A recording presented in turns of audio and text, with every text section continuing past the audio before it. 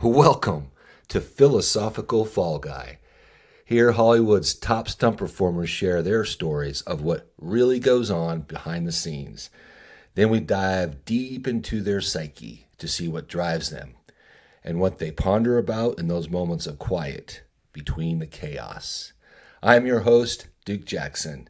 Join me as we pull back the curtain on Hollywood's biggest stunts to see the deeper story. Buckle up. We're going for a ride.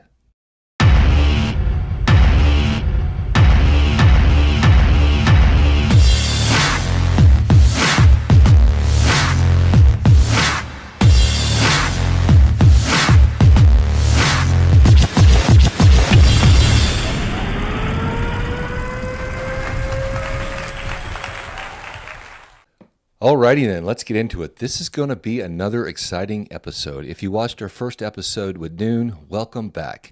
If you didn't catch it, please go back and check it out. It's definitely worth your time. If you did watch it, then you're going to recognize our next guest because we spoke about her a lot in that episode. She is the powerhouse of female stunt coordinators. She doubled the iconic character Black Widow in the Avengers, Black Widow, and Captain America Civil War. And then she went on to double Scarlett Johansson again in Avengers Endgame and Avengers Infinity War. She has stunt coordinated 8 films, including Hawkeye, Guardians of the Galaxy Volume 3, and the highly anticipated Thunderbolts. According to IMDb, she has 133 credits, 94 are stunt credits, 12 actress credits, 1 director credit, and 2 second unit director credits, and 19 as herself. She has a Primetime Emmy nomination for Outstanding Stunt Coordination for Hawkeye. She won an Emmy for Outstanding Stunt Coordination for Guardians of the Galaxy Holiday Special. She has 6 SAG Actor nominees for Outstanding Action Performance by a Stunt Ensemble, and she won 2 SAG Awards for the same category in Avengers Game and Star Trek. She won a Taurus World Stunt Award for Best Fight for Captain America Civil War, and one for Best Overall Stunt by a Woman in Captain America Civil War, one for Best Fight in The Avengers, and one for Best Work with a Vehicle in Fast and Furious 4. Wow. Just to win one Taurus World Stunt Award is an incredible feat, and she has 4.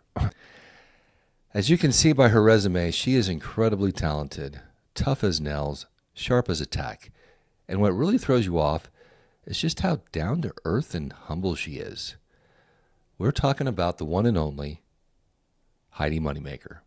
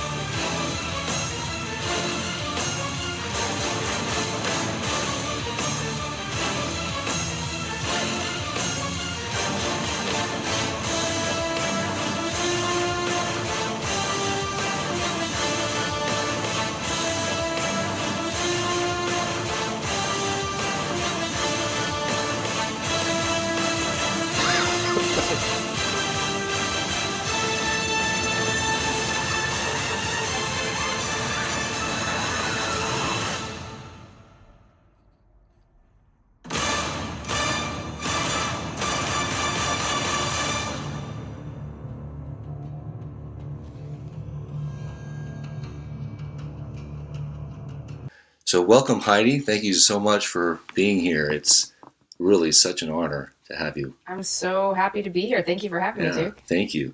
We'll get right into it. So I'd like to start off with what you did before you were a stunt performer that paved the way for you to become one of the top female stunt performers of our time. Well, I used to say that, I started my career as a gymnast. Started when I was really young, wanted to go to the Olympics, didn't make an Olympic team, but earned a scholarship to UCLA. What year was that you were planned to go to the Olympics? 96, Atlanta. 96 in Atlanta. Okay. Yeah, so What were your specialties, your events?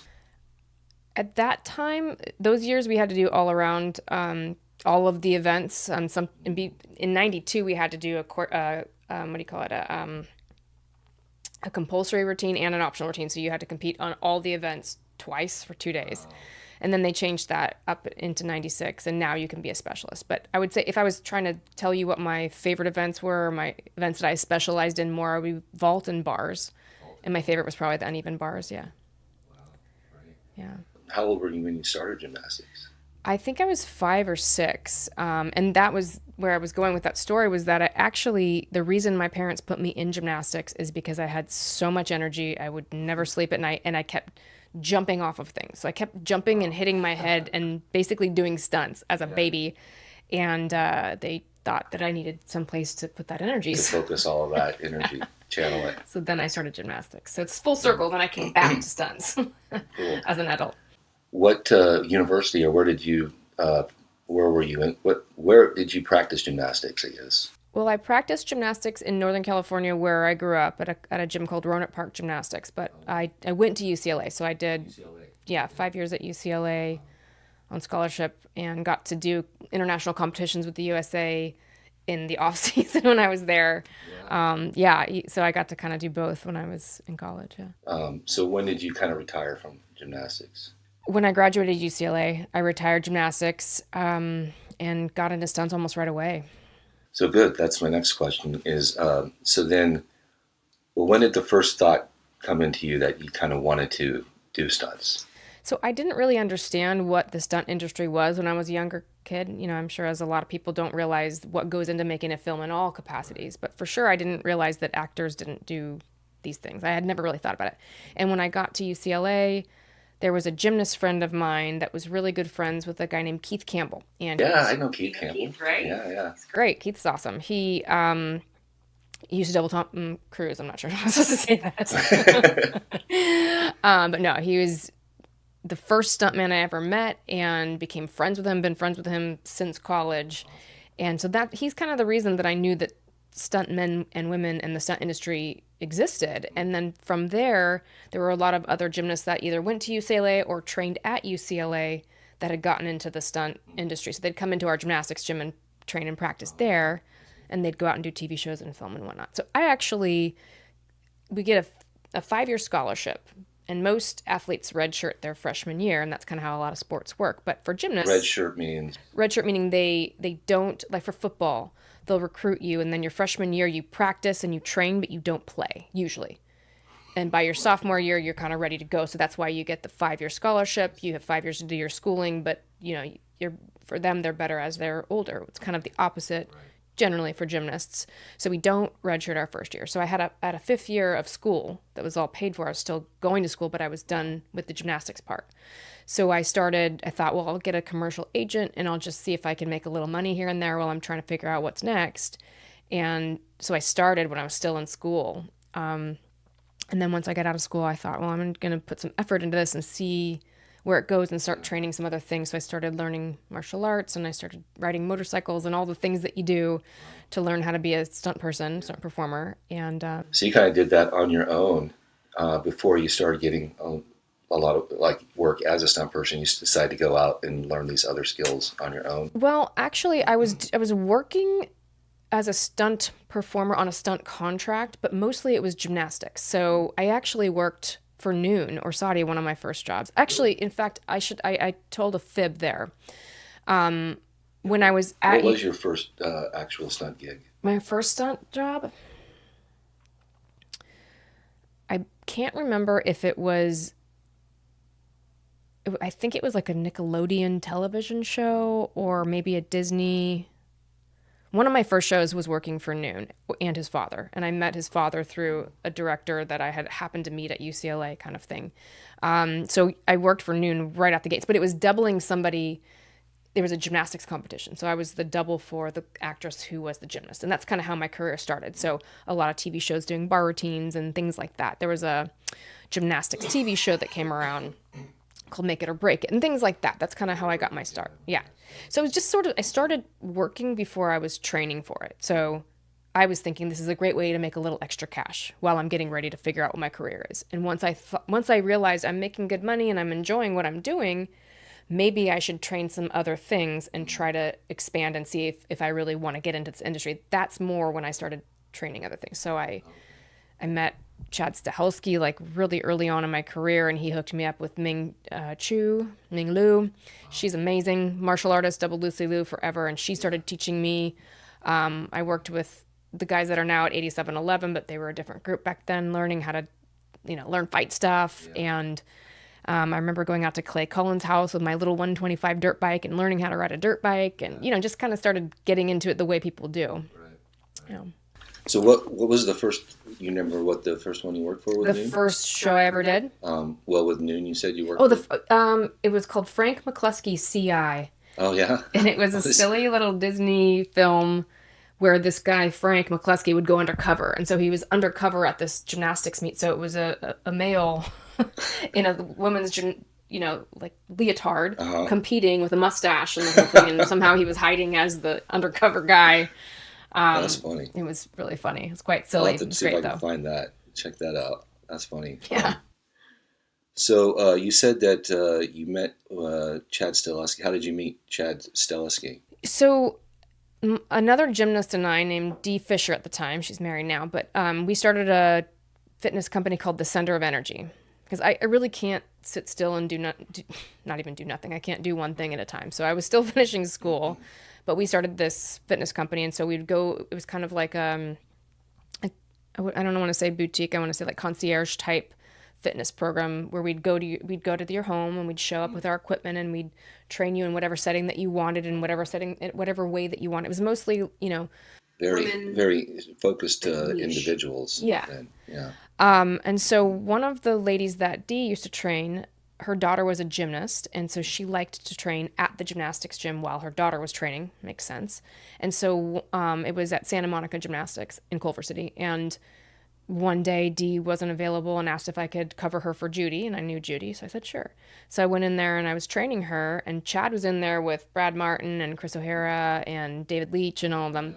And they were just doing flips and training. They were getting ready. I think they were on hiatus maybe from Matrix 2 and 3. They'd done the San Francisco portion, and they were getting ready to go to Australia. So they were just training in there. Okay. And he and so I this met, is like early 2000? Around then, 2002, 2003, something like that. We met in the gymnastics gym, and they saw you and were like immediately probably, oh, we gotta use this girl. She's got something here. You know what? They all helped me out so much in so many ways. It's hard to, I have a lot of gratitude for everybody when I was coming up and all of the ways that they contributed to where I am right now. And those guys definitely all did. Yeah. And once you got kind of in with that group and they started training you, said with a lot of learning more fights and martial arts and that sort of thing. It's interesting. I started training, we should say, movie martial arts. I did some practical application of martial arts. I took some kickboxing classes and training. I worked with Ming. We did some wushu. I did do some actual practical martial arts, but in the beginning it was a lot of film fu or, martial arts that how they pertain to film fights. And I'd been training really, really, really hard for quite a few years, but because I had been a gymnast and a UCLA gymnast, I still never got ever called to do fight scenes. So I think I'd already been in the industry 6 years. I'd been training with them for a really long time, and I'd still never done a fight ever on. Really? I think Iron Man 2 was literally the first real fight I ever did on camera. Oh, wow. And I think I was doubling Jamie Presley on My Name is Earl, and there was like a little wrestling little fight thing that we had to do, but it wasn't really like a fight. Yeah. And so, There's yeah, like it was funny. beats and everything in it. And, Right. So I was quite trained up by the time I did that fight. But when I say that to people, they're like, "That was your first film fight?" Yeah. Nobody knew. You know, like Right. I wasn't. Well, you get pigeonholed as a certain thing in the stunt industry, and it's hard to have people see you as being able to do all of these, different things. Right. Yeah. I guess until they see it or they know it or But I think that was part of it was that I realized, I'm not getting called for these, fights and everything. And maybe that's okay. And I remember the moment where I was like, but the thing is, I love training this and I'm going to do it anyway because it's a great workout. I love getting better at this. I love learning all the weapons and everything. And so I just kept doing it because I wanted to. And I think that made a big difference. It wasn't like, well, I'm not getting anything out of this. I'm done. Yeah. Yeah. Yeah. That makes a huge difference. Yeah. Yeah. Yeah. So how did you get the job for stunt doubling the Black Widow? So John Eusebio, who's part of 8711, he just directed a film, and I'm going to blank on the name, unfortunately. Love Hurts, I want to say. He just did his first film, his first directorial debut, and it's out now, so I can't wait to see it. But he was fight coordinating Iron Man 2. And originally they had an actress who was about 5'7".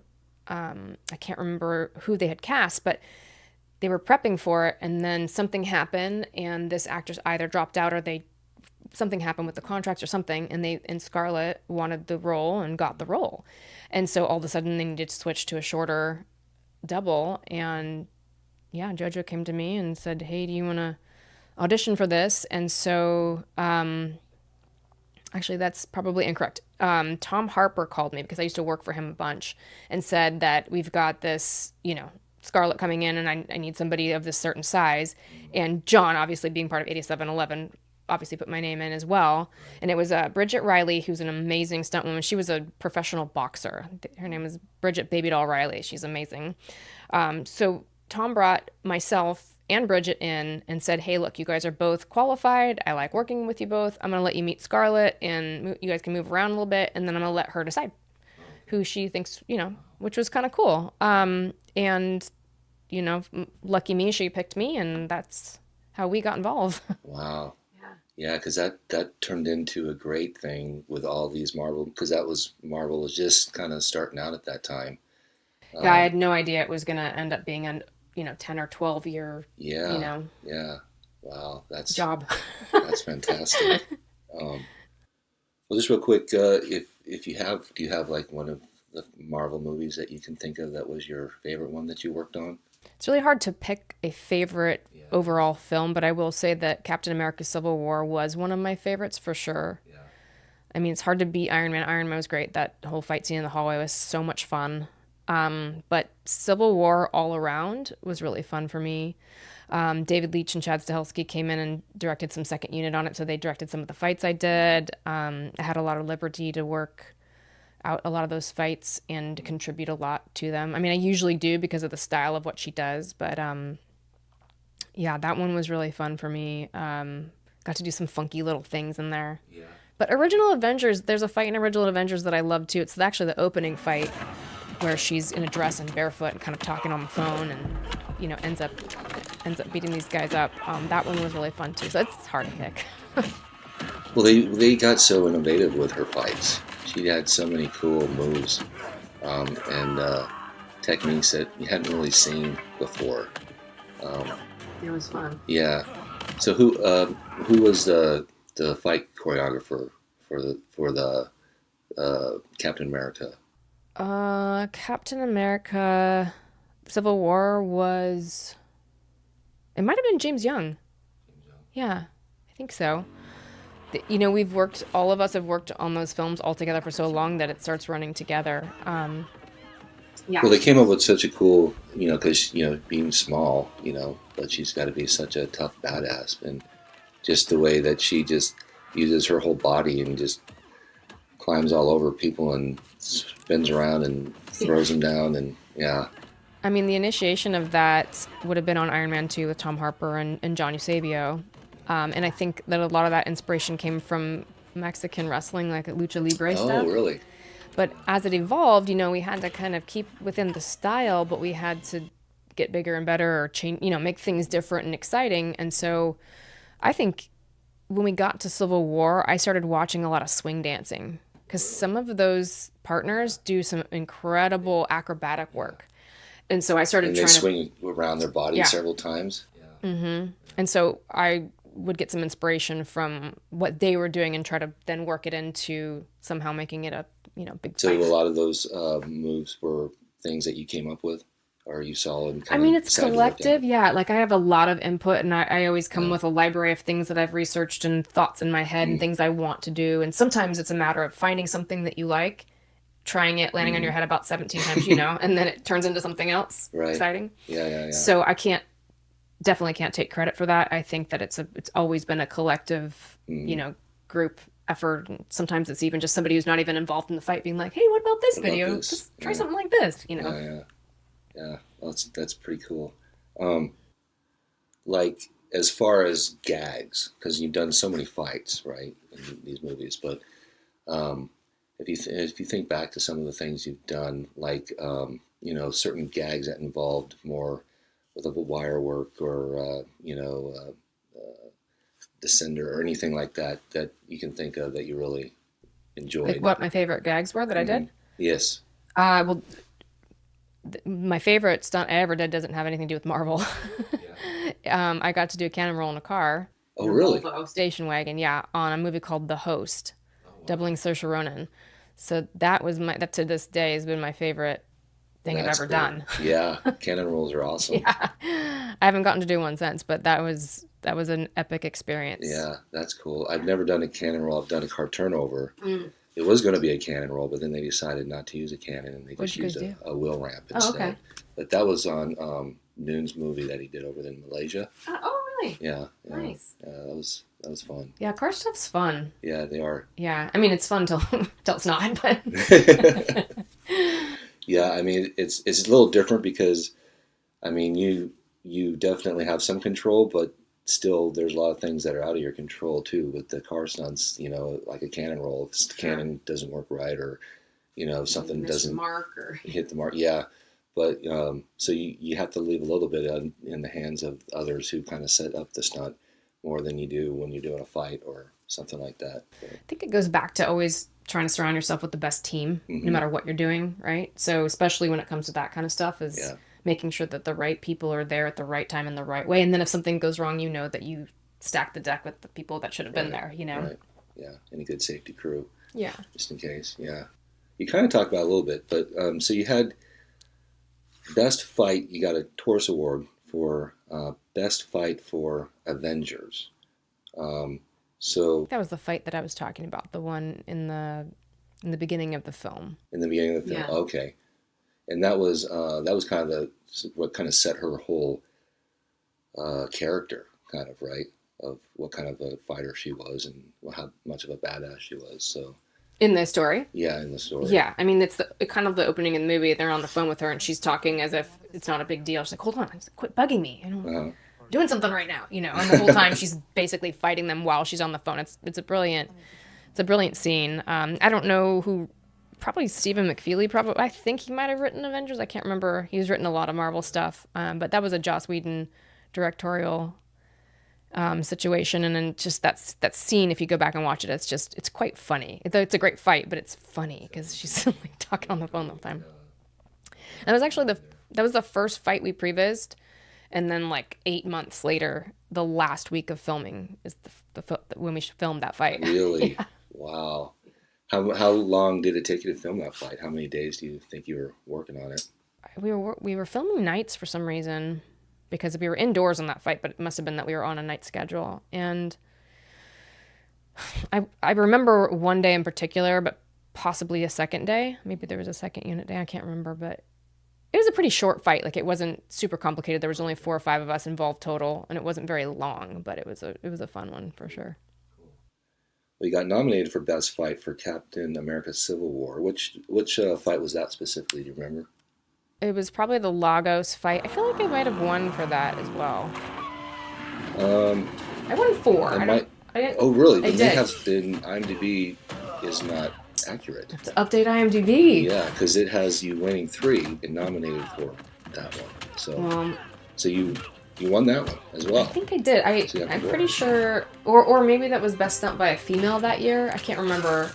Maybe it wasn't best by. Maybe it was Oh, best you stunt by do a female have, that so year. yes, you have best overall stunt by a woman in Captain America Civil War. That's probably what it was Which you for. won. So they Yeah. actually, What was the best overall stunt that you got that for? Do you remember? but by a female. And so this Taurus Award that you got for best overall stunt by a woman in Captain America Civil War. Oh, that maybe is the same.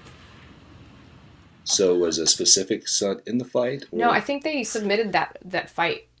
Oh, okay. They do that sometimes with fights. So it gets more than one category. Mm-hmm. Yeah. Okay.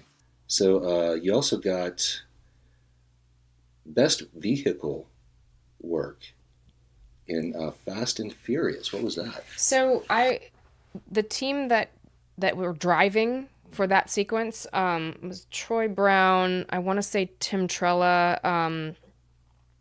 There's some, like, I'm trying to, Gene Hartline, I think, was driving the semi. So I was on top of a semi, transferring back and forth from a car driving in reverse back to the semi. It was like a tanker truck.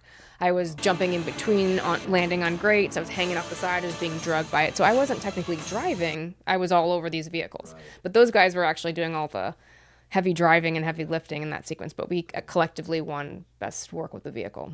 Wow. And who were you doubling for that scene? I was doubling Michelle Rodriguez. You were, okay. Yeah. Wow, that's cool. Yeah. How many days did it take you to film that scene, you think? We were out in Templin Highway in LA, and I feel like between rehearsals and shooting, I mean, it was probably like a couple of weeks, I'm guessing. I'm trying to remember. It was a minute ago. But we were out there for a while because that was a big sequence. There was a lot to rehearse. There was a lot to shoot. I would say we were out there a couple of weeks at least. And that was the first Fast and Furious. That was Fast and Furious 4, I think. 4. Mm-hmm. Okay. All right. Yeah, and actually the way that whole thing happened, I'm not Hispanic or Puerto Rican or whatnot, but what happened was that Mick Rogers called me and said, "Hey, I've got this sequence. They have not chosen the actress yet, and they were getting ready to shoot it soon." And he said, "It's either going to be this little blonde actress that you're perfect double for, Michelle Rodriguez, or this 6-foot tall African American model that's in the show." And so he said, "I don't know what to do because they won't pick somebody, but I have to rehearse," because it was very complicated. I mean, there was a rig, like a safety rig for when I literally get knocked off the side and do like a cartwheel and grab onto the ladder, and then I'm getting drugged by the thing. Like there was a lot to it. Yeah. And so he goes, "Look, we're going to rehearse it with you. Hopefully they'll pick the girl that you look like, and if not, we'll figure out what we're going to do from there." And literally, like, the Friday before we were shooting on Monday, they still were trying to figure it out. And then it turned in, yeah, it was crazy. So then it turned in, and they decided it was going to be Michelle, and we had to call SAG and be like, "Hey, we have now gotten to a point where, like, you can't throw somebody in last minute like that and expect them to, for safety's sake, for everybody, and for the film in general, like, that would have been a bummer." So they got it cleared with SAG so that it wasn't a violation in that sense. But that's kind of how that happened. And then Michelle and I got on pretty well. So every once in a while she'll ask me if I'll come back and double it. And she's kind of close to your size anyways, isn't she? Yeah, we're not too far off in size or anything. It's just, cool. She gets a better tan than me. Yeah.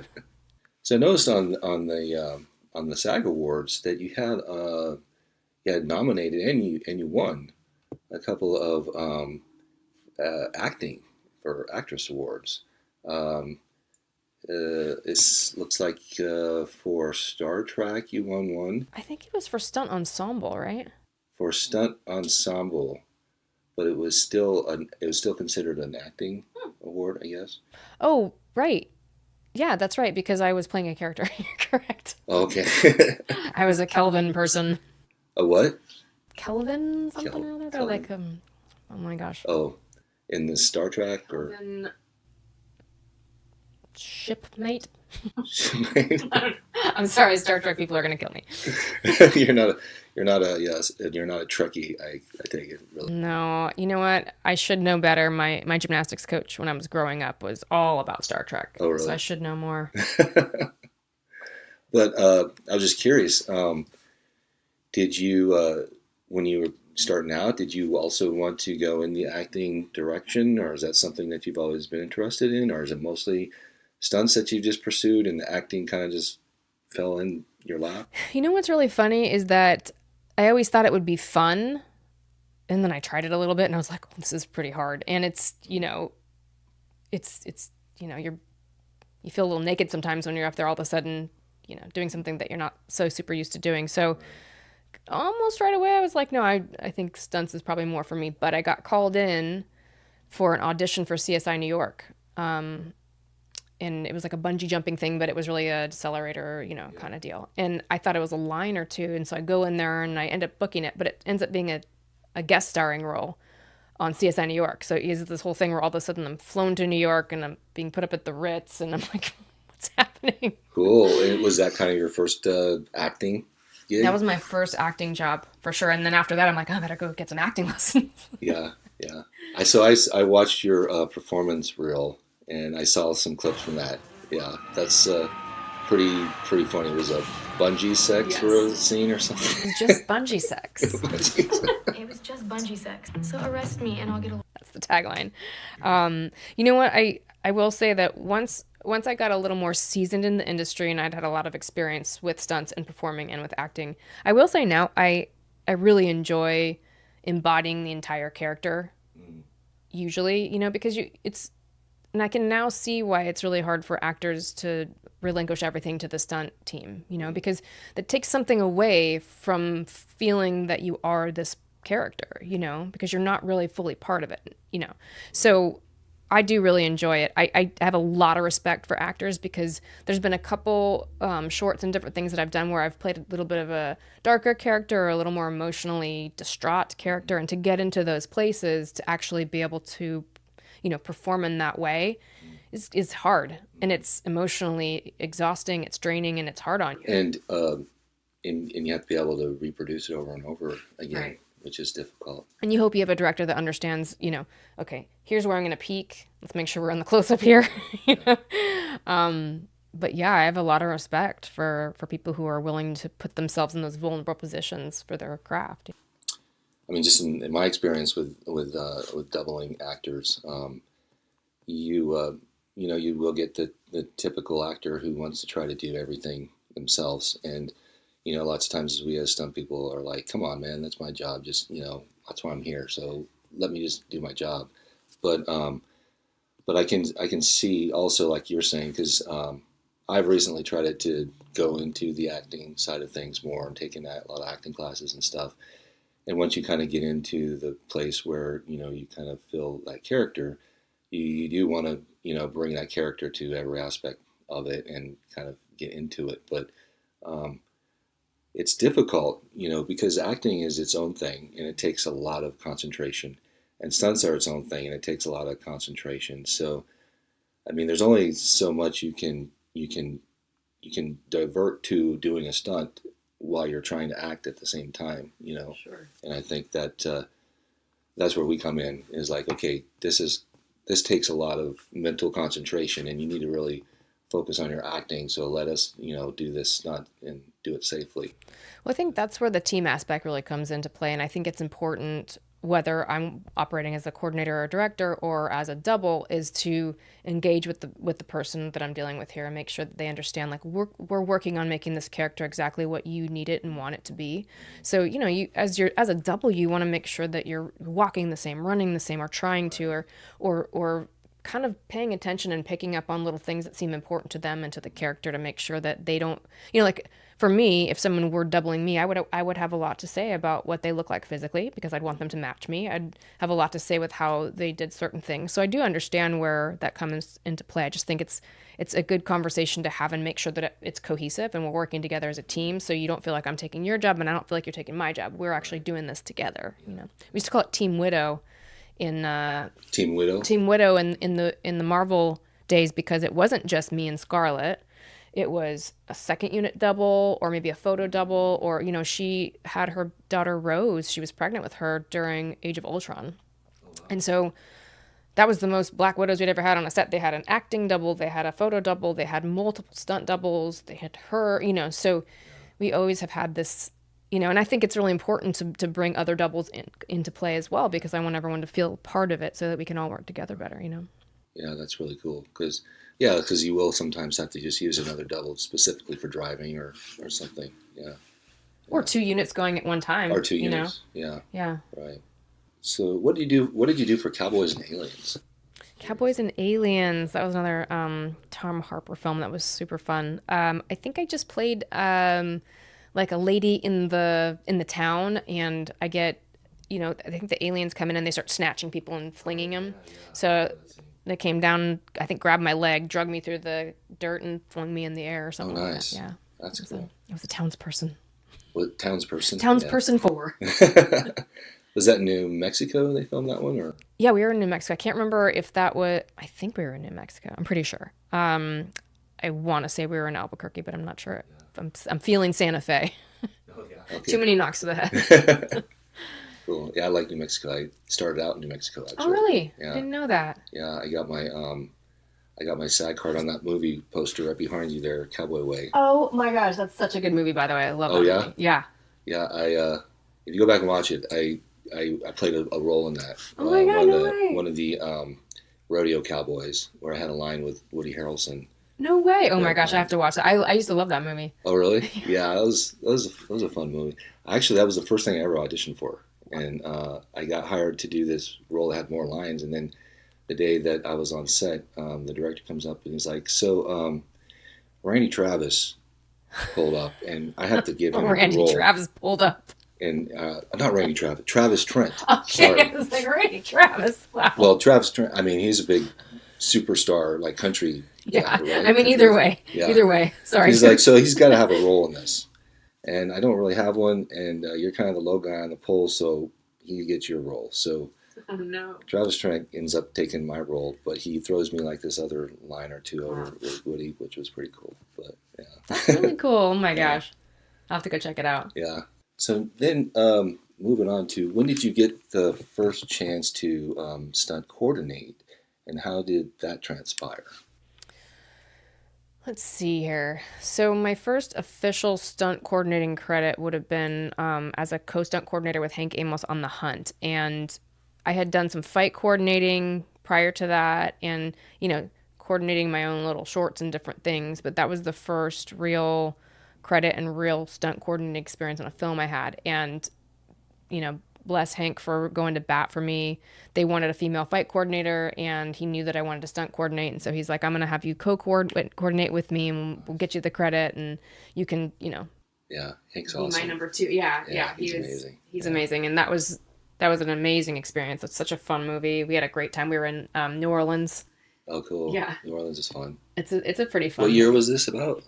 2019, I think. 2019. Okay. I think, yeah.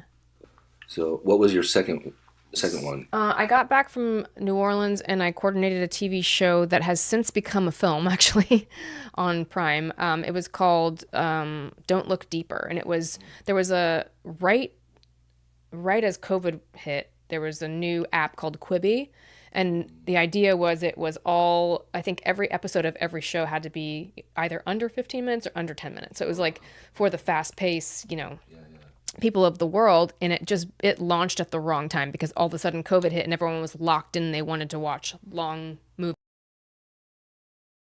So long form was more what people were looking for, not short form. So that I don't even know if anyone has even really heard of it that didn't know it was coming because it didn't take off. But now that Don't Look Deeper is a 2-hour film on Prime. So I got to stunt coordinate that. It was with Don Cheadle. And actually I had a tiny little driving sequence in that, and this is one of like the most amazing days and weeks of my life because I had Debbie and Donna Evans, Chris Palermo, Jay Lynch, and Tim Rigby. Hope I'm not leaving anyone out. Driving. So if you want to talk about 5, if not the 5 best drivers, 5 of the best drivers, then friends of mine that came and drove for a day and did a little rehearsal with me, and it's such an honor. I remember just thinking at the end of it, I can't believe all of these guys came and worked for me. It's amazing. That's cool. Yeah, it was really cool. Yeah, and then Hawkeye. I worked for a little bit on that with you guys. That was a pretty big undertaking because it was a series. I forget how many episodes I there think was. it was Like, 6. so how many? I think it was 6 6? hour-long Hour-long. episodes, I think. And they shot each of those like a full-on feature, you know. So we didn't really shoot that in order. We shot it like a long feature, right? And that one was challenging. Just I'd never done anything like that. It was like shooting a feature, but it was, not quite the same budget and not quite the same time, and it was an amazing experience. I mean, I had a great experience on it, but it was one of those where you're working like 6 and 7 days in a row, and you're going from night to day to night to day to night to day without the real proper turnaround. And I remember at the end of that just being exhausted.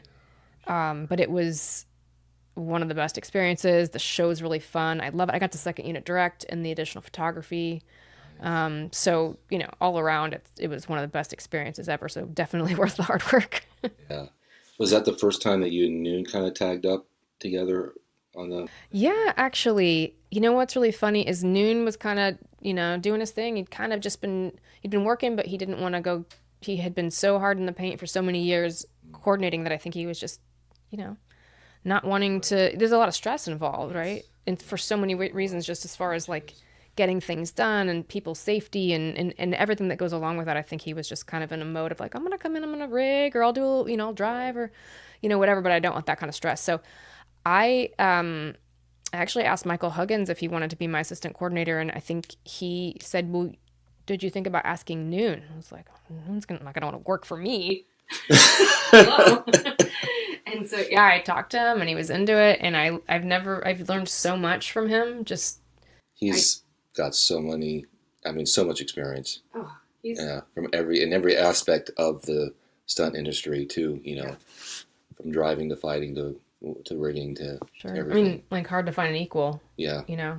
So yeah, working with him in any capacity is always amazing, and you always learn so much. But I learned so much from him with my desk next to him for, I don't know, that was a long one, like 8 months or however long we were there. Yeah, that was a long one. Yeah. Wow.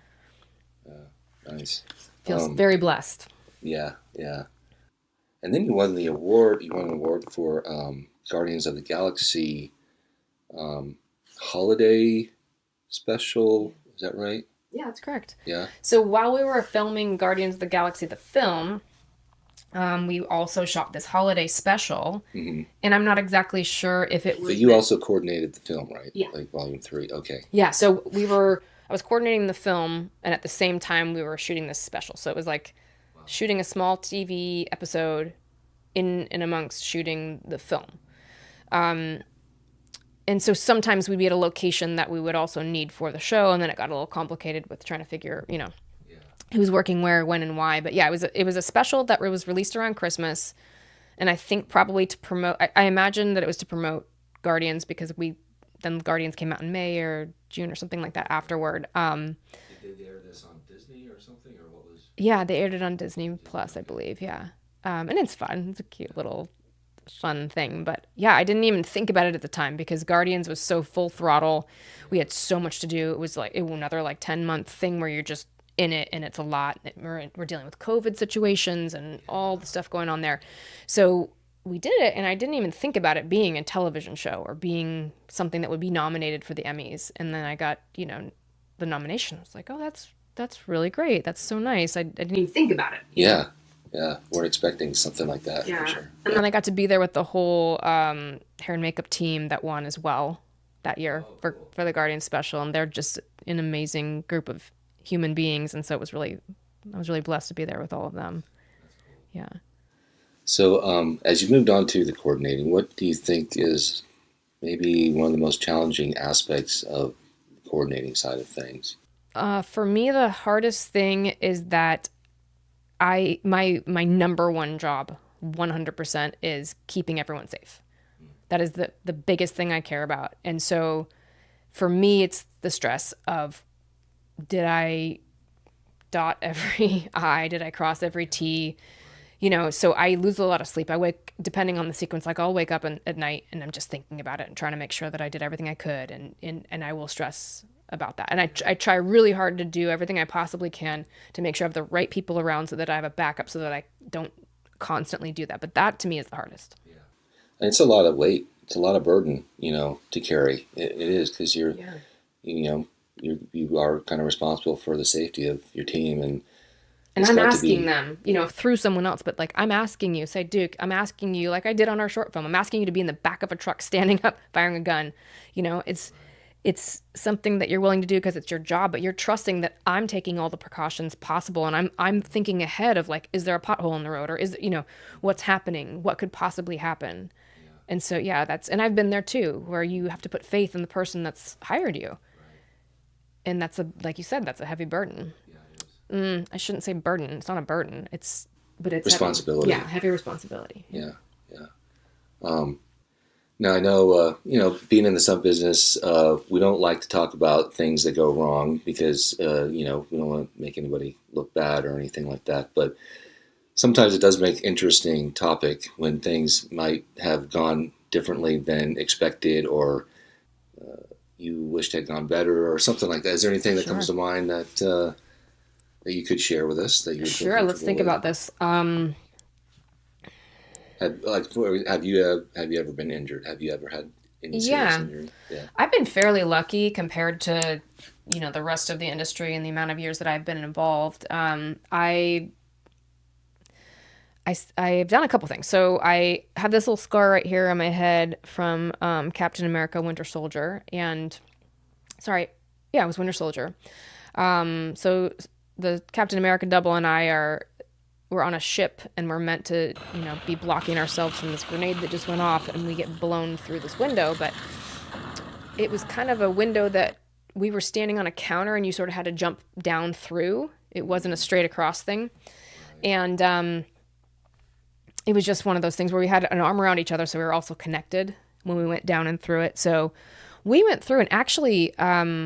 did they have charges on the window? They blew it? Yeah, they blew the window, and then there was like a little bit of high dense foam, and we did everything. The coordinators did everything they could have done. I mean, in hindsight, I wish we would have spent a little more time rehearsing. That's the only thing that I can say. But Sam and I both went in, and the way we went in, we both I separated my AC joint in my shoulder, or my collarbone, and he hurt his shoulder a little bit too, just by the way we landed. So you were diving down through? Yeah, like the window was, we were standing up, and we it was almost flush, but to get through and down and in it, we had to go down. I see. And so coming from up to down and through and together, and it was just one of those. Yeah. But I had something, I think the balsa on the frame of the window, when it broke, for some reason, part of it broke it in a little bit of a point, and so I'm lucky I didn't get my eye, but it was just one of those random weird things that happened. It just went and just took a chunk out of my head. It didn't cut me. It like scooped a big thing out of my head. And so, heads bleed really bad, right? So I'm sitting there like wondering if my shoulder's in the socket, and worried like, oh man, what if they want us to go again? Like my shoulder's not good right now. But everyone was so concerned about the blood that they finally were like, I don't think we can go again. There's just blood everywhere. And so luckily for me, I didn't have to go again. Because the shoulder was the one that was really hurting. Yeah. And it's that thing where you're like, you feel like a cat where you want to like go hide under the house when you're hurt. It was like, I didn't want anyone to know. Did you separate it or? Yeah. Yeah. I did. I thought I dislocated or tore something, because it was one of those where you're like, this hurts more than than it should. Did you have to have any surgery on it, or did it heal up? No, it wasn't as bad as I thought it was. I mean, I went and did an MRI, had him look at it, and it was just a separation. And then I was able to come back and finish the show. Wow. Yeah. That's funny. Iami actually got hurt similar, kind of. She was going through a breakaway glass, and she had to get out of the way of a guy that was being pulled back on a harness with two guys doing hand pulls. So she had to dive out of the way through the glass, because the glass had to blow just the right time. He'd come through, and then she dived, and she had to go underneath the lines that were being pulled. So she did the same. She had to like duck down to dive, and couldn't quite see her landing good. And she broke her collarbone. Kind of went in, ottered in a little bit. Yeah, I could see how that could happen. I mean, it's funny because you go through your career, and you have these things that happen, who knew? Diving down is really hard when you don't want to break your shoulder. Yeah. Any other ones that come to mind? Or? Oh, man. So I've had two pretty significant traumatic brain injuries, or like, post-concussive problems. Really? Yeah. Wow. The first one was an eye-opening thing for me because it was like 2 or 3 little concussions in a row that turned into a really bad post-concussive problem. And so, like, you hit your head all the time. We do it all the time. Like, I never really thought about like hitting my head and having a mild concussion and then hitting it again and how bad that could be. So I think I was doing it was something like jujitsu on a Thursday, and I was working with someone newer, and they were meant to like pinch my arm in, and I said, use your knee, pinch my arm, and she instead pulled her knee up and caught me like right, not very hard, but like right by the ear, right in the side of the face, and just hit me in the right spot. And I had like a weird kind of like line in my vision, and I stopped training for a little bit, and then I felt better, so I went back in.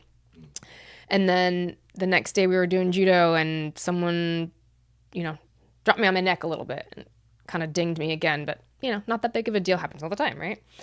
And then Monday came, I was feeling a little funny all weekend, but just didn't know what was up. And then Monday came back in, and we were doing this drill where for the minute on the clock, and you hip toss your partner as many times as you can, as fast as you can, right? Gosh, So that's you're quite a being drill.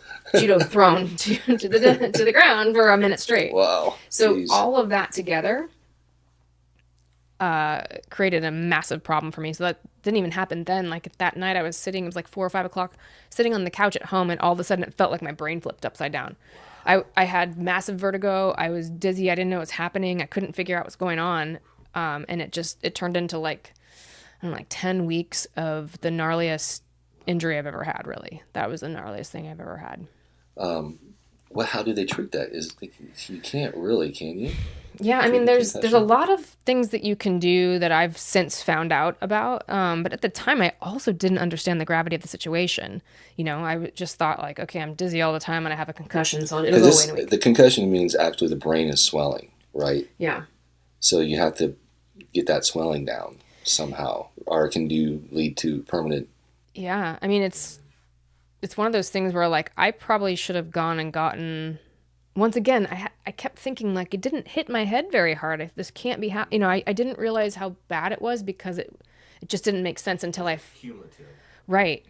And it kept getting worse and worse and worse, and I was getting dizzier, and I couldn't sleep, and anxiety, and it was just getting worse and worse. And I ended up I was at a film premiere of like I think one of the John Wicks or something, and I ran into Dr. Keith Fader, who is an orthopedic surgeon in Manhattan Beach who's treated so many of us stunt people for so many years, and I've known him very well. And I started talking to him, and I was kind of telling him what's going on. And he goes, "Why are you here?" And I go, "What do you mean?" He goes, "You have a serious injury. You can't be watching films. You can't be looking at light. Like you." I realized he treats a lot of traumatic brain injury. So I started going and seeing him, and he helped a lot because now I know what's going on. I had an MRI, realized there's no brain bleed at that point. And he helped me through it, but it was really, really bad for me. I got to a point where I wasn't talking to my friends or my sister. I was secluding myself because I was So it affects your personality. Yeah. I mean, in the middle of a sentence would forget what I was talking about. Like, that kind of stuff. And, I'd either feel like I had the worst hangover of my life, or I feel like I was tripping on acid one day. It was really eye-opening to how serious those injuries are. I mean, there was a point where the only thing I could do was get out of my house once a day, walk my dogs around for 20 minutes, around the block for 20 minutes, come back in. I'd have such bad anxiety that I'd have to meditate for 45 minutes just to take myself off the cliff. I mean, it was pretty gnarly. Wow, that's crazy. But, and then gradually, the swelling would go down and just gradually got better. I think it's one of those things because I went to even some of the top specialists in neurosurgery at UCLA and whatnot. I think it's one of those things where they're starting to understand it more, but I don't think I realize they don't really know exactly what's wrong with each individual, and they don't really know how to help you. They can suggest things, and there's things that do help. There's now a lot of different therapies that are really helping people. That I know a lot of friends of mine that are in the Navy that have gone through massive brain injuries and stuff are trying these different techniques. But it's challenging because everybody's symptoms are different and everybody's brain's a little bit different. So there's still depending on what area of the brain that gets injured is going to affect different things, I'm sure. Right. So that was the thing is that I could still do math and I could pass a test. So I went to this doctor and I passed all these little tests that he had. And he's like, oh, you seem fine. I'm like, I'm not fine. I'm telling you, I can do math, but I'm not fine. That part of the brain was working okay. It was the other parts that were having issues. So, but you know what? I learned a lot through that. I learned a lot about taking care of your head. I learned a lot about, the fact that, you do have limits even when you don't think that you do. And, I actually got called to do Avengers Infinity War and Endgame, but I was still not really doing very well. And got a call from the coordinator, and, we're really good friends. So I go, I'm going to be really transparent with you because, it's my actress and I usually double her, but I'm like, I am probably not in a good spot to come back to work at this point. And he's like, well, why don't you think about it? We still got a couple weeks. I had to go to Scotland. That's where we started filming. And he said that I have another girl, Cece Ice, was coming out as another double for one of the other characters. And he said, if there's any crazy wrecks or anything that you feel like your brain's not ready for, I can always pop her in. He was really helpful in that sense because I think it was gnarly because every weekend I would just sit in my hotel room and just basically shake until Monday because I was not better yet. But I do think that going back to work and really making myself have to get it together helped me a lot too. Yeah. Help you focus, help you have a goal, help you have something to work towards and focus on. Yeah, because there's a lot of despair in that, right? I remember the moment where I said, okay, I'm going to make a decision right now. I might just be this person. I might be different for the rest of my life. So I have to figure that out. If this is me for the rest of my life, then how do I live my best life like this? I can't just seclude myself and be depressed because I can't do that. So it was a challenge, yeah. Yeah, it's interesting. I went through something kind of similar. Way back when I did live shows, I was doing a Batman show up in Six Flags in California, Valencia, and I came out of a carabiner, locking carabiner that went on an ankle harness, and I was ratcheted up in about 18 feet up in the air, and I came out and fell down and bounced off part of the set and then fell another 12 feet or so to the concrete. And I broke a couple of vertebrae in the process, but so I had to wear a neck brace for a while. But they never really, that I can recall, they never really checked me for like concussion or anything like that. And I can remember for months after that, similar, just my thoughts would just like change really strangely quickly, and your whole you feel different and everything. You're like, what's going on here? You feel doesn't off. feel right. Yeah. I remember having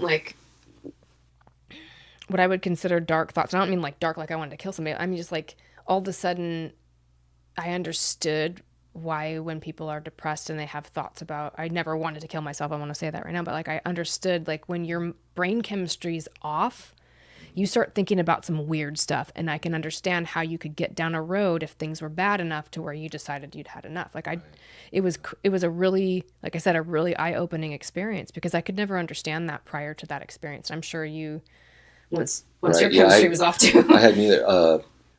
I can describe it as, they kind of have a term for in psychology, depersonalization or derealization, where I didn't feel like myself and reality didn't seem like right. Or something. Yeah.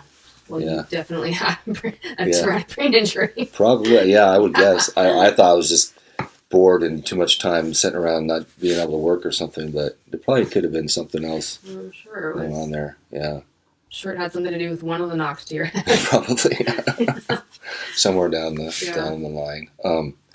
So you said so the second unit directing now. So which shows have you done that on? Second unit directing. So Hawkeye. Oh, that's right. You said you did additional, yeah. And then for Fly Me to the Moon, I got to work with Greg Berlanti, and Sarah Schechter. I'll probably say her name wrong.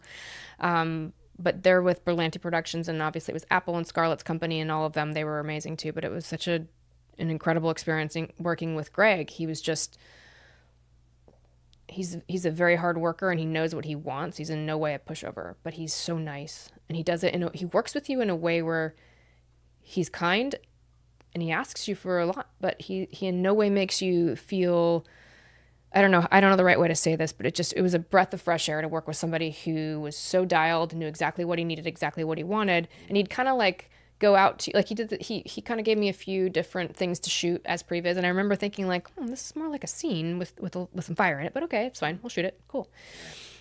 And in my head, I'm like, great practice for me. It's fine. Yeah. And I think what was happening is he was trying to see like if I could direct. Yeah. Because I had come into the show, I'd come in and part of my deal was if there's any second unit, I would like to be put up for it. So I think he was sort of seeing if he could trust me in that. And yeah, ultimately I was able to be one of the second unit directors, and he, was really great with me. I mean, to the point where he'd be like, you know what I want, go shoot it. And I was like, I think the last sequence that we did, I put together this massive previs of any possible thing that I could think that he would want in the space set, because I got nervous, right? Because I was really grateful that he had such faith in me, but also I wanted to make sure I gave him what he wanted. So I gave him this whole thing, and I said, tell me what you hate, tell me what you like, tell me what you want, tell me what you don't want. Please just let me know what you need. Yeah. But yeah, he's And obviously he trusted you. He gave you a lot of leeway on liberate. He did. Yeah. Yeah, he really did. It was one of my favorite experiences ever. And of course, working with Scarlett, and then Channing Tatum's amazing as well. So that movie in itself was one of my favorites. It was a really good experience. I haven't seen it yet, so I'll have to check it out. Yeah. It's like a fun family film, right? And it's real. It's about the events that it's surrounding are real. I'm not sure that the story's real. What is it? What's the events that it's? It's surrounding the initial moon landing. So when we first went to the moon. Cool. And so it's a timepiece period piece, and all the cool cars and costumes. Oh, that's fun. Yeah, it was really fun. Oh, that's cool. Fly me to the moon. Fly me to the moon. Oh, makes sense. Yeah. So when you said you had the concussion, and you said you had to kind of cope with things going on at that time, that kind of leads to our other side of this podcast that we discuss, where we kind of go into philosophical things on life, or difficult times where you had to find your way through and figure things out or rethink things a little bit. What did you learn through that, and what did you gain from it, and kind of how did you get through those times? I mean, I would say that I learned that no matter what happens, I'm going to find a way to my happy, because it was that moment I'm talking about where I said, if I'm just like this forever, there's no way I'm living my life, depressed, on medication, secluded. I'm going to figure out how to accept the new version of me and how to be in my own life as the new part of me. So I learned that, knock on wood, hopefully nothing ever terrible happens, but that I will always find my way to my smile. It's really important to me. But I also learned that, like going back to what I was saying about limits, it's like I've never been, wild and unsafe with myself, but it really made me think like that wasn't even, the second time I had a head injury, I actually knocked heads midair with somebody, and that wasn't even as bad in the post-concussive situation as the first one. So I learned like you don't underestimate things, and when something's off or something's wrong, and I've taken this into coordinating. I am very serious about heads and head injuries and people, and I will probably annoy the crap out of somebody if they bang their head, or if there's a possibility of hitting their head, or if even, if ever anybody's a little off, I'm trying to do all the checks and things I know to find out if they have a concussion, because it's a big deal. Yeah, it is. Can you tell us how you made your way to your happy place? What was your technique, or what was your psychology? A lot of it has to do with meditation. Okay. And that started because, like I said, I'd have anxiety or an anxiety attack, and I didn't have, I don't like taking a lot of medications, but I also like, they don't really want to prescribe you a lot of stuff when you're in the middle of a brain injury, because they don't really know what's going on with your head. So it's having these anxiety attacks, and I was having massive anxiety, which I'd never understood until this happened. And the only thing that would really take me off the ledge is I'd listen to this ocean wave sound machine, and I'd meditate. And sometimes it would be like 45 minutes before I could calm down. So I think Where did you learn to meditate from?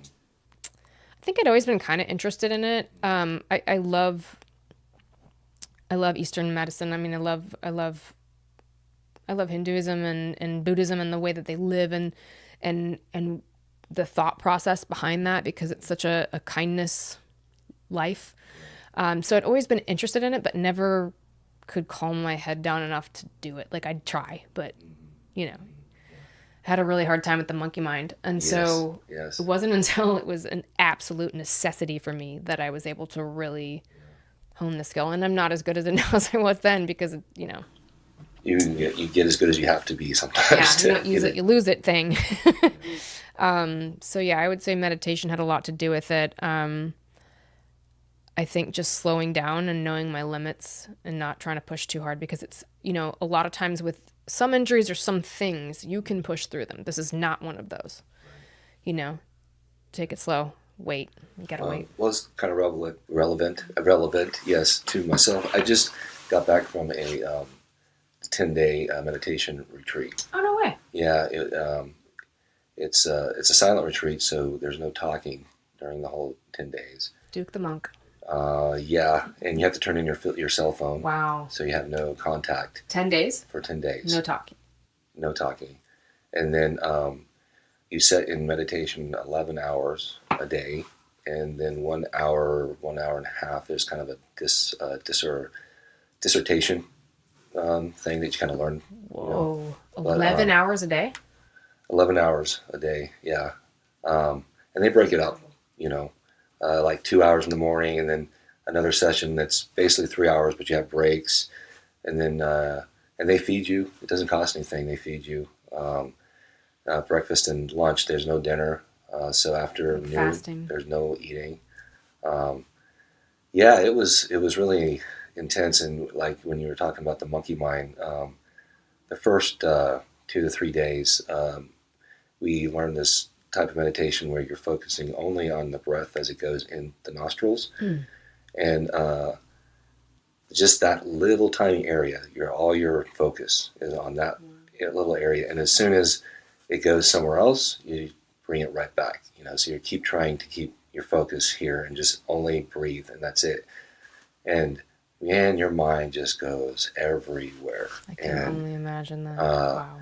And then when I finally got to where I wasn't thinking about things as much, memories would just flash.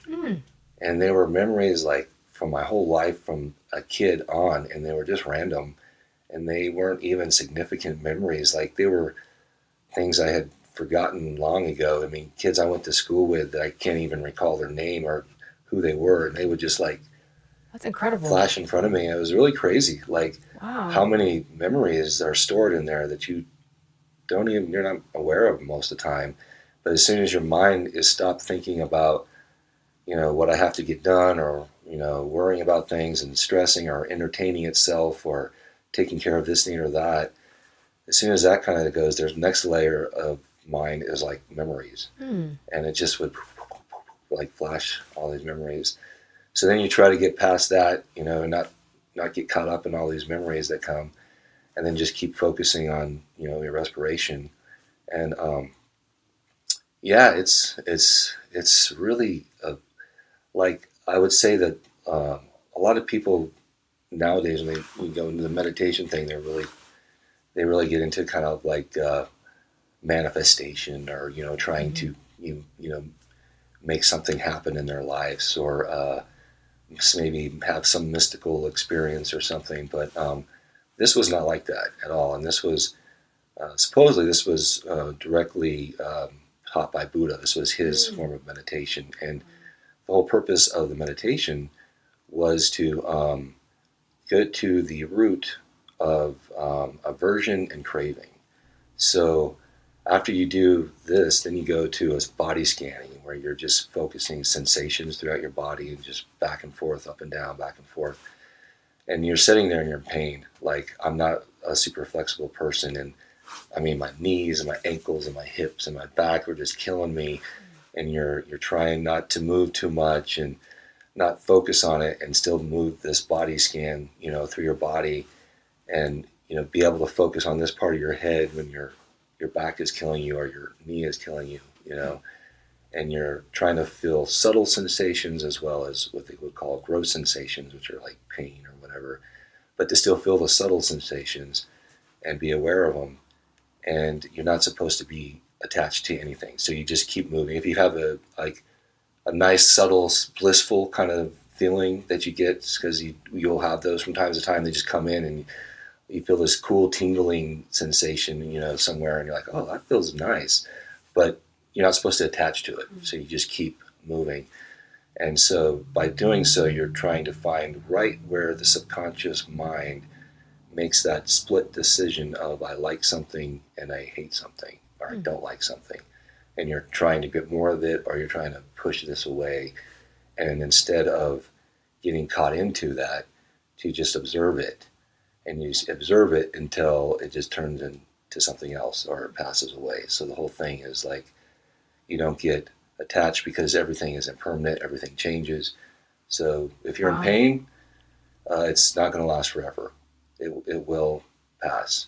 And so I had a really practical experience of trying to make this a practice, because on my 8th night, I started getting sick, and I got an earache in my left side of my head that was just excruciating, man. It was just, I couldn't sleep. And if I laid this way or that way or sat up, no matter what, it was painful. And, I don't have any medicine, and I don't want to wake anybody up or nothing like that. So I basically had no choice but to kind of sit up and just start the meditation. And I just started breathing through my nose and trying to shift my awareness around.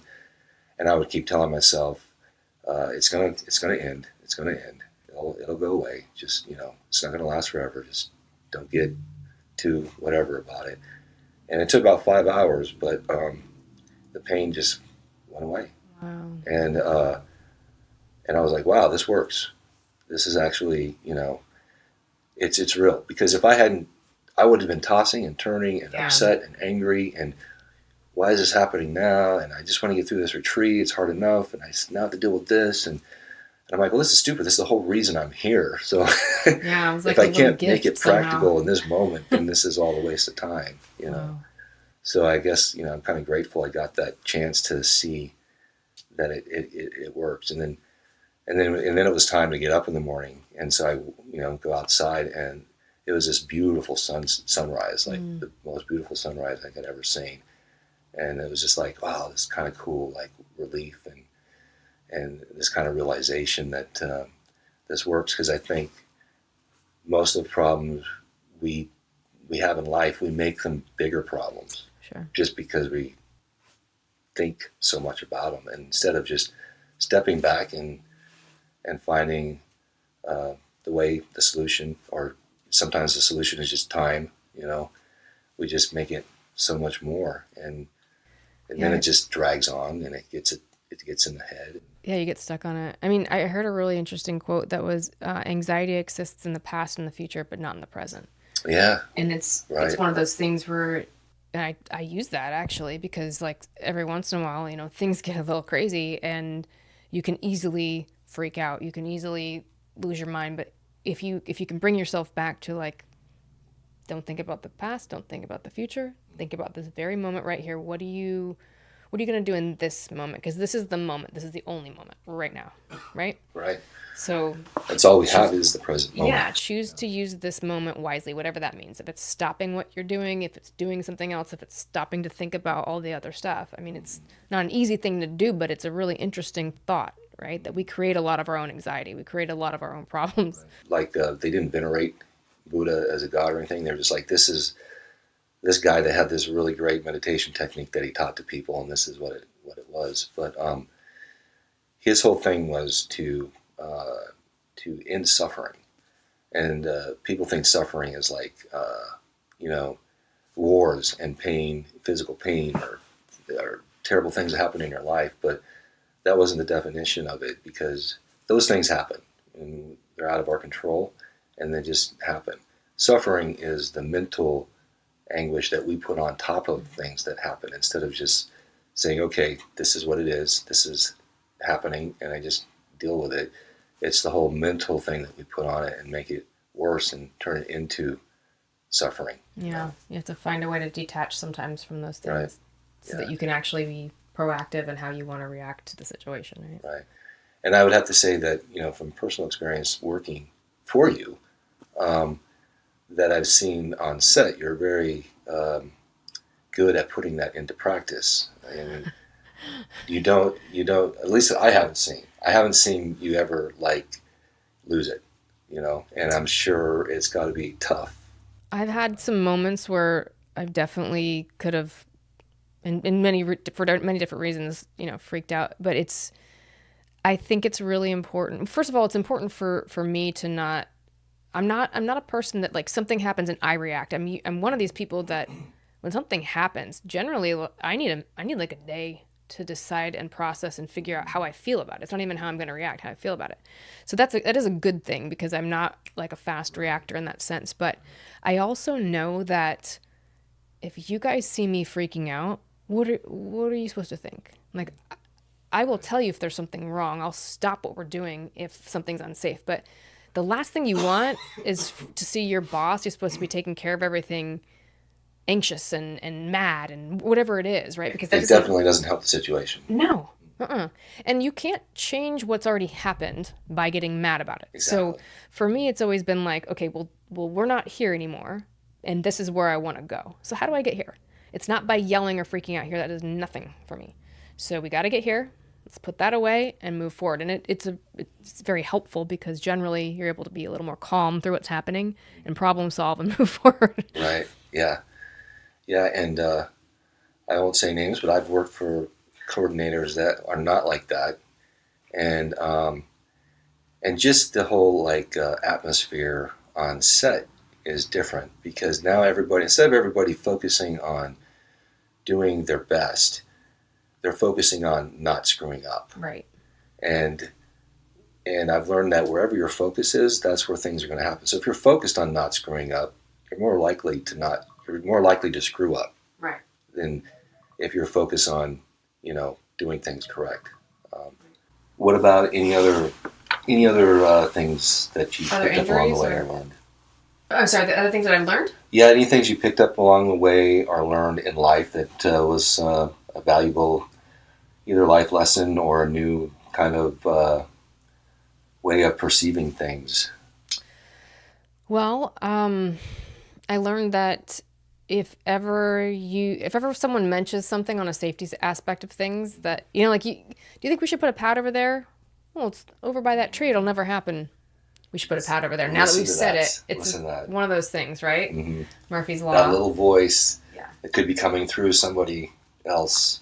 And that's the thing too. I have definitely learned to listen, because I very much believe that there are no coincidences. I believe that, sometimes, somebody can say something like you said that completely off topic and wherever that will make you think of something or give you an idea or be a warning somehow. Those are really important. So listening, I've learned that even if someone has an idea that I don't feel like is going to work I like being inclusive. So, and I don't know that I was always this way. I'm not sure, but I know that at this point in my career with what I've gone through, it's really good to listen to people's ideas. Even if what they're saying is not something that you think is going to work. I generally go, hey, you know what? That's not what's going to work for us, but let's take what you said and see if we can mold it into something else. Because sometimes that really does work. I've learned that when you can trust certain people in our industry, you're pretty blessed. It's really important to trust people, especially when you're talking about safety. But as far as someone really having your back, it's nice when you know that you really truly have somebody like that or some people like that.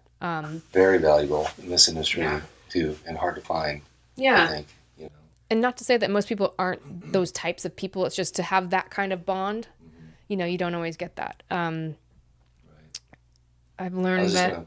It kind of made me remind me of something when you were talking about listening to people, or sometimes that little intuition or feeling or a sign or something. So I was always never too much into that or think that superstitious and stuff. But I remember I was telling you about the time I broke my neck.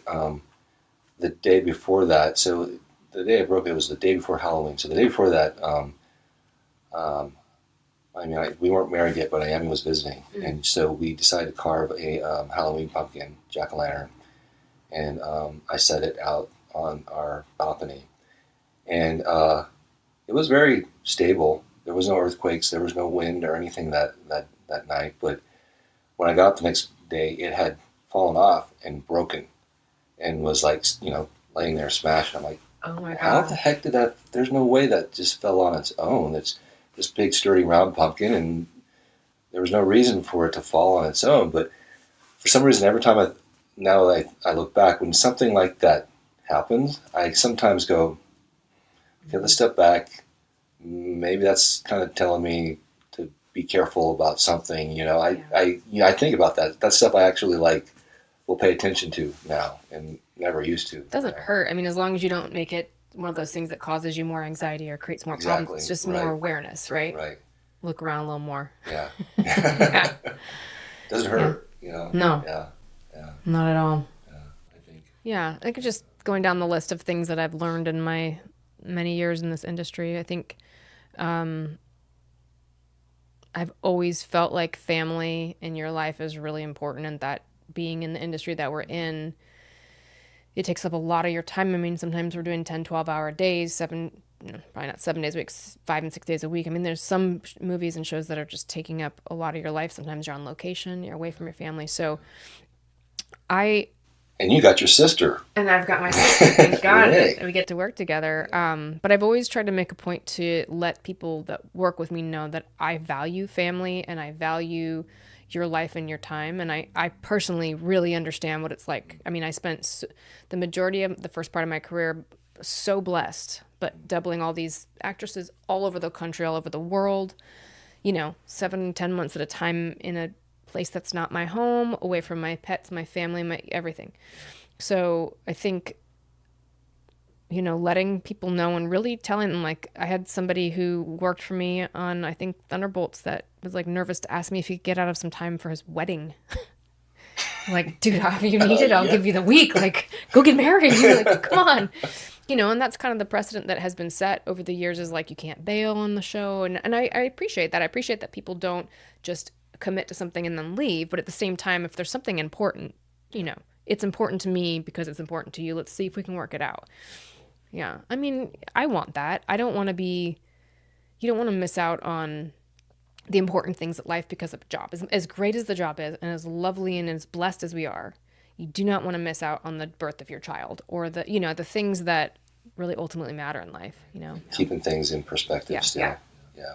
No, and then you fast forward to the time where now you have your job and that's all you have because you've lost your family and you haven't been around, and all these things can come up and happen, and it's a slippery slope, and it's easy to do because, like, you start doing well and you're working with the team and they're traveling around the world and you know that you can't leave because someone will fill your spot, and so it's this crazy trade that shouldn't be there. Family should be at the forefront of everything. But I mean, it's any industry and any career that's high stakes, and that you're making all this money. Like, everyone's fighting for those spots. So it's not just particular to our industry, but I do think that if you can find a way to work with people that have the same values as you, you're in a better place. Well, and I've seen you put that in practice too, because I've seen, everybody in the stunt industry knows your sister Renee is also a very talented, awesome stunt woman. And so you've worked with her a lot and brought her on things too. And your dad. Yeah, that's right. I've seen your dad on set, which I think is so awesome. That's cool. Yeah, my dad was the original stuntman of the family, I guess. Really? He used to, he was a black belt, he had a black belt in Tang Soo Do and Taekwondo, and he used to be a competitive skydiver. That is Yeah. awesome. Yeah, like when my mom met him, He's so chill on set. He's like just so laid back. he's It's very hard chill. it's hard to see all that. That's funny. He's really super chill and quiet, but if you Yeah. get him going, he's super funny, and he's yeah. So we used to have our basement growing up in our house was a whole big weight set. He used to lift weights really heavy. He used to ride motorcycles. Yeah, he was original That's kind of where you get stuntman. it. But yeah. That's where you get it from. Well, my mom's really athletic as well. She used to play softball, and she was playing softball, I think, when she was pregnant with Renee, and like winning, sliding. Wow. Yeah. Probably why Renee's so tough. But so it kind of comes from both sides. Like in they're both. I guess you could say they're both daredevil-y, but like my dad's very safe. Even though he'd do all these crazy things, he's very safe. And my mom be like, let's jump off that roof. So we kind of have a mix of all this interesting DNA. Is Renee your only sibling? Nope. No. There were 6 of us kids, and then my 6? parents. Wow. My parents adopted one. Really? So my oldest sister is named Hung, and she's from Vietnam. Oh, cool. And so my parents had 3 or 4 of us already. And these kids ended up on a boat from Vietnam to America, and we were in church one day, and the priest said, "Hey, there's these 5 kids, and they need help and a home." And so my parents adopted her. That's awesome. Yeah, and so they're good people. But yeah, there's a lot of siblings, and then she has 4 kids, and they're all amazing. So wow. Yeah. So big family. Big family, yeah. Yeah, that's Catholic. Cool. Wow. Yeah. That's cool. So, what are some upcoming projects of yours that we can look for? Well, Thunderbolts is about to release. I'm really excited about it. I've heard really amazing things. What I've seen's been amazing. What we did was amazing. Remind everybody what you did for Thunderbolts. I was the stunt coordinator for Marvel's Thunderbolts, and got to perform a little bit. Oh, I'll have to wait till it comes out. Yeah. We could talk about that and the next time I come sit with you. But yeah, I did a little bit of stunt doubling on it too. So, yeah. But it was an amazing experience. Amazing actors, great stunt team from the top down. It was everybody involved were just. I'm looking forward to it. You had me and my wife come out on That's that, right. And your wife. Thank you very much for that. That was really awesome. Played an important character, Yeah, and we won't give any of that away, but yeah. Yeah, we won't give it away. Duke did some amazing stunts. We had the whole family out there. That was cool. Thank you. Yeah, very no, much. of course. And that's coming out in May. Yeah. Okay. Really excited about it. And that actually, we started Thunderbolts. We started prepping it. We were just going to camera, and then the writers went on strike.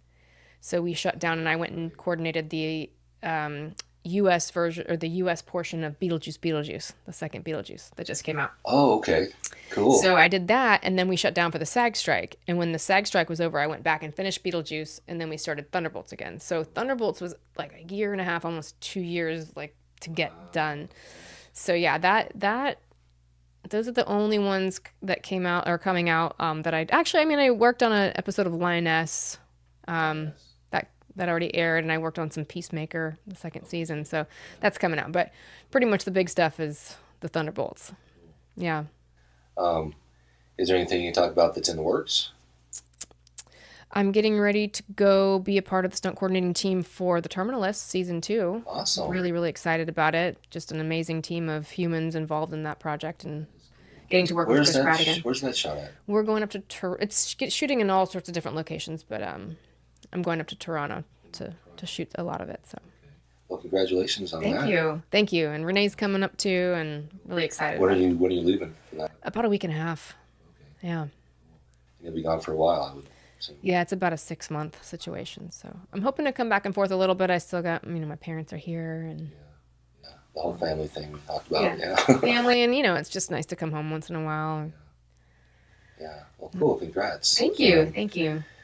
And also, because I helped you out on this other thing that you the short film. You're starting into the directing side of things, That's right? right. Yeah, Duke, you played a pretty pivotal character. You played many characters, actually. You were I guess it's the same character, but you started off as the axe guy, and you turned into the gunner. Yeah.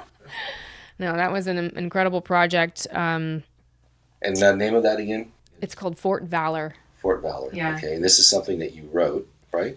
Correct. So I think after Thunderbolts, Renee and I were talking, and I was putting together my second unit directing reel, and it's like, I want some more driving stuff, or some more, I wanted to have a more balanced reel because it's very fight heavy. There's a little bit of driving in there and stuff, but it was like, I want to, put together a little action short, and that it went from like, hey, I'm going to put together a little action short to like, okay, but ultimately I want to direct and tell stories, so I can't bring myself to just shoot something, it has to mean something. Has to have it's got to have a little story, keep it going. Yeah. So yeah, that turned into me writing a script with a little feel-good storyline and action. And then I'm a big action comedy fan, so I wanted there to be some comedy. So it's funny. From what I've seen. You. Yeah, thank you. I know. I can't wait to show it to you.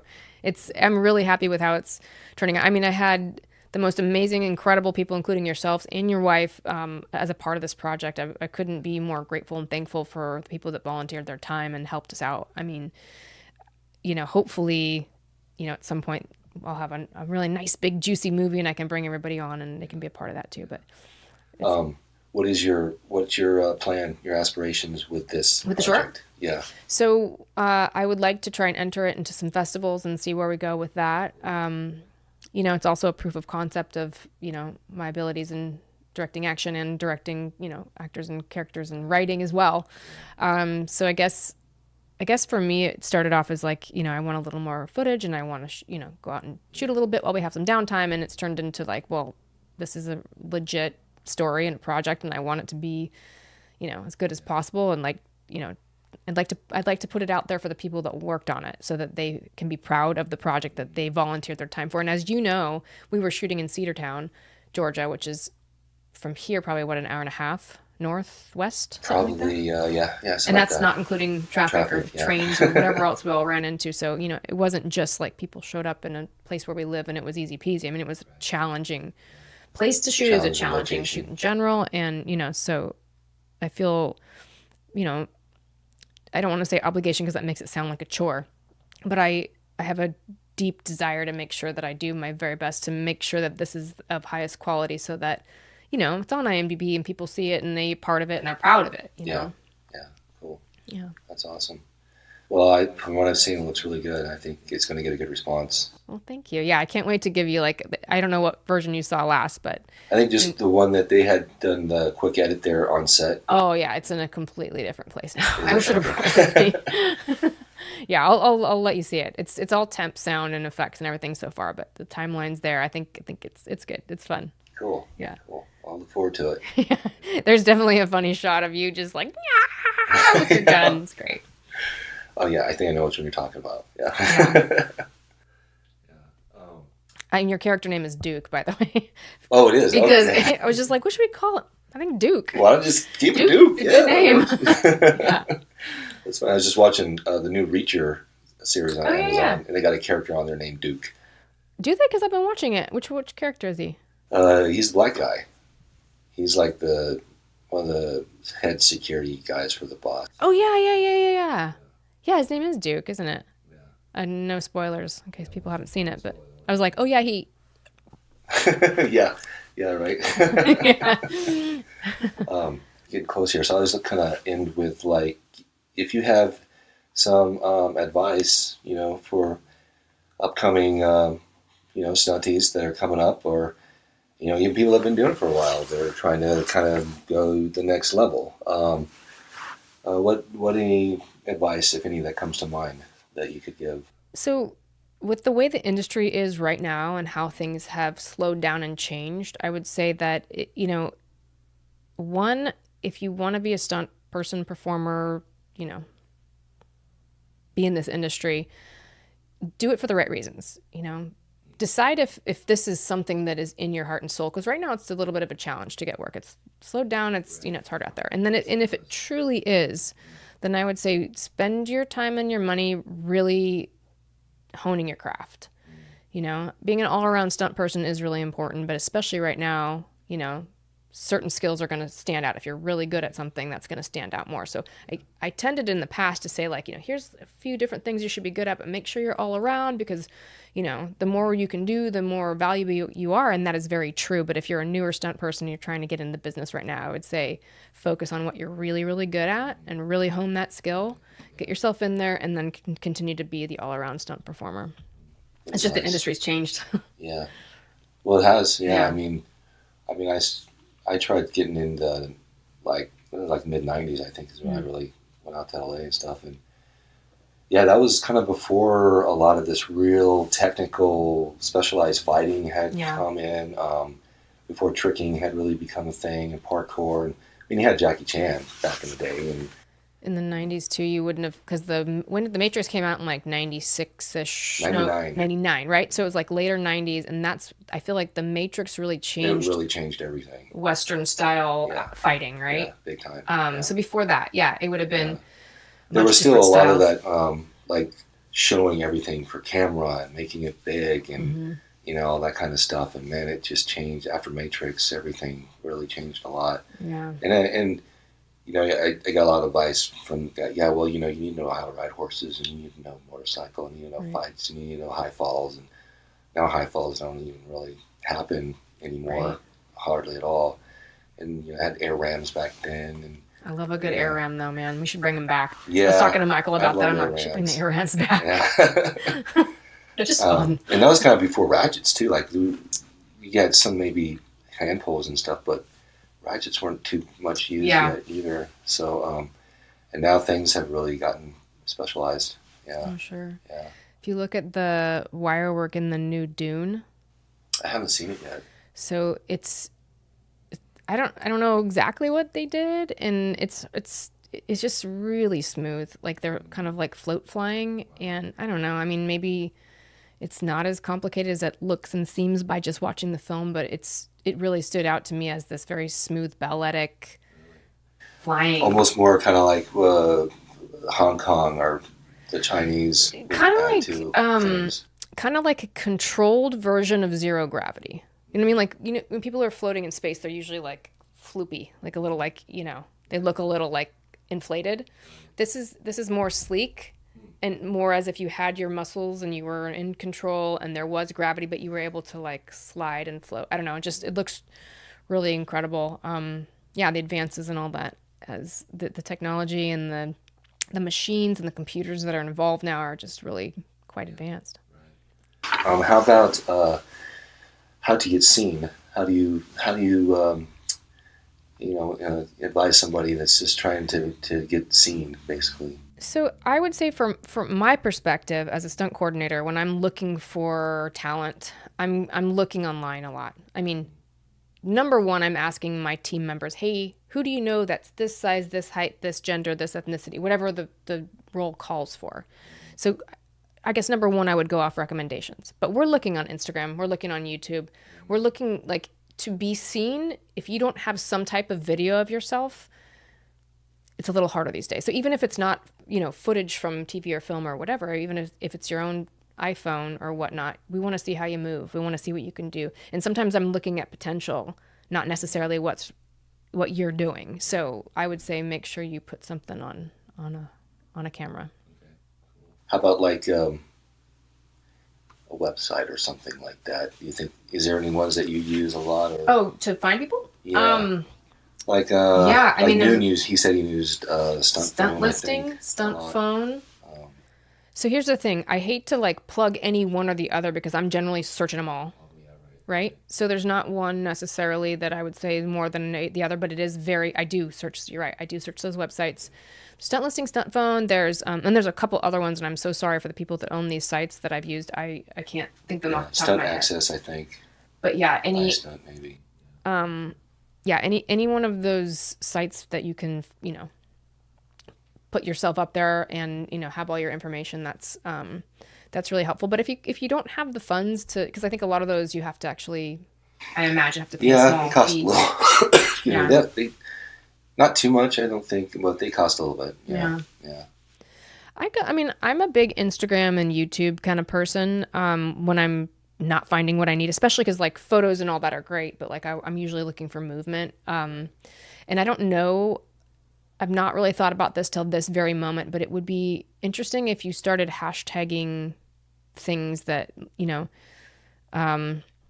if you're putting a stunt video up that you think is something that someone might look at and give you a job, it might be worth hashtagging, Hispanic, hashtag, 5'7", hashtag this, hashtag that, because sometimes I'm putting in random searches of things. And if I put in stunt tricker 5'7" Hispanic, and that might be a good way to get seen. I'm just throwing this out there.